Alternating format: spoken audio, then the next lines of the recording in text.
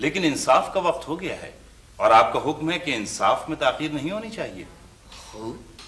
بہت خوب، تم نے صحیح یاد دلایا. حضور کے انصاف پر آج ہی ایک تازہ قصیدہ موزوں ہوا ہے، عرض کیا ہے. ہمیں چپ رہا یار.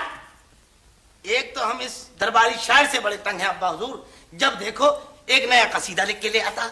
انداز گفتگو میں دربار کے آداب ملحوظ رہے شہزادے. وزیر محترم اس بات سے شاکی ہیں کہ آپ دربار کے آداب سے بے بہرا ہیں. بہرے نہیں ہیں ہم، مگر کوئی کب تک قصیدے سنے؟ ہمیشہ قصیدوں میں انصاف رہ جاتا ہے. انصاف ہوگا، ضرور ہوگا. یہ کون بوڑھا پابجولا؟ شاید کوئی غلط فہمی ہوئی علی جان. یہ شہر کے مکتب کے صدر مدرس ہیں. رحم فرمائیے علی جا، میں بے گناہ ہوں. بے گناہ؟ محل کے زیر سایہ مدرسہ بنوا لیا اور کہتی ہو میں بے گناہ ہوں. مدرسہ بہت ضروری تھا ابا حضور. اصل پریشانی کی وجہ تو محل ہے. جب کوئی فریادی محل میں انصاف کی گھنٹی بجاتا ہے، بچے مدرسے میں چھٹی کر لیتے ہیں. خاموش. اس پر اور کون سی فرد جرم عائد ہے داروغہ شہر؟ علی جا، اس شخص نے طبقہ عمرہ کے ایک بچے کو اپنے مکتب میں داخلہ دینے سے انکار کر دیا تھا. اس کی یہ جرت!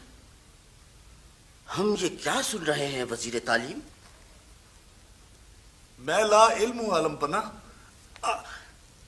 یہ معاملہ میرے گوشے گزار نہیں ہوا.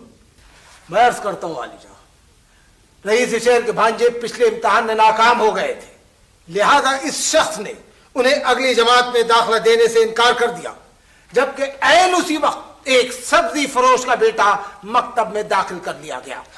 بہت اچھے، شاباش شاباش. حد ادب شہزادے. ہم حکم دیتے ہیں رئیس شہر کے بھانجے کو مکتب میں داخلہ دیا جائے اور صدر مدرس کو زندہ میں.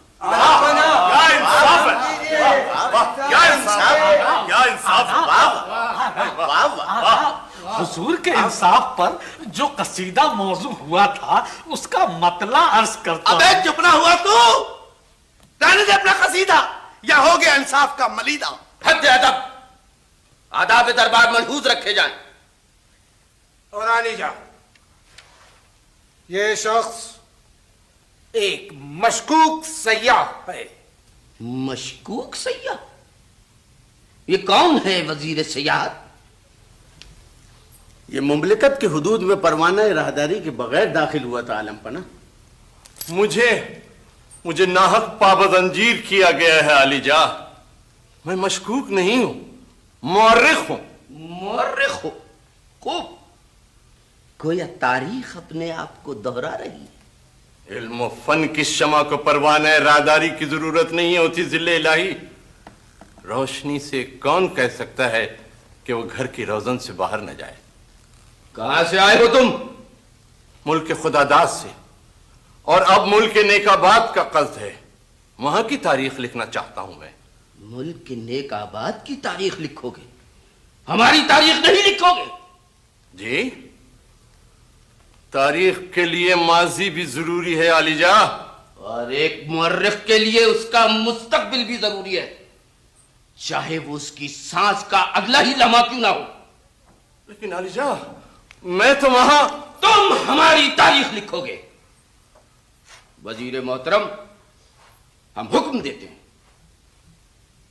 کہ اس مورخ کو شاہی خلعت اور سرکاری قلم عنایت کیا جائے. حکم کی تعمیل ہوگی علی جا. داروغہ شہر، وزیر محترم، انہیں رہا کر کے گوشہ تاریخ نویسی میں پہنچا دیا جائے. جو واہ کیا فیصلہ! سرکاری قلم سے تو اتنی شاندار تاریخ لکھی جائے گی کہ جتنے شاندار قصیدے میں لکھتا ہوں، مثلا آج جو قصیدہ میں نے تحریر کیا ہے اس کا مطلع کچھ یوں ہے. مطلع ابے انصاف کے بیچ میں اپنا مطلع. ان قیدیوں کا کیا حشر ہوگا پہلے یہ بتلا۔ یہ دونوں قیدی کون ہے وزیر محترم؟ عالی شاہ، یہ دونوں جھگڑا کرتے ہوئے گرفتار کیے گئے ہیں۔